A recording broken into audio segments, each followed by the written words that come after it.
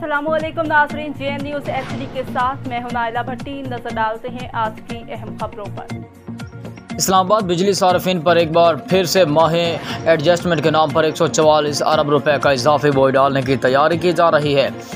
सार्फिन के लिए बिजली फिर से महंगी होने का इम्कान। National electric power regulatory authority सरकारी तकसीम कार कंपनियों की दरख्वास्त पर आज समाअत करेगा, जिसमें चौथी से माही एडजस्टमेंट की मद में कीमतों में इजाफे की दरख्वास्त दी गई है।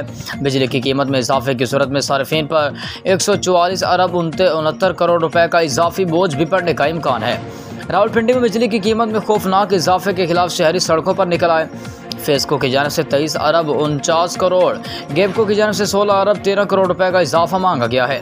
एस्को ने भी 9 अरब रुपए की इजाफी दरख्वास्त दी है। ये खबर भी पढ़ें कि आज़ाद कश्मीर में मसाजिद से बिजली के बिल न भरने के ऐलानात। लेस्को की जानब से 31 अरब और मेबको ने 27 अरब रुपए से ज़ायद का बोझ डालने की दरख्वास्त दी है। पेस्को 9 अरब, केस्को 7 अरब, सेबको 5 और टेस्को ने 4 अरब रुपए का इजाफा मांगा है।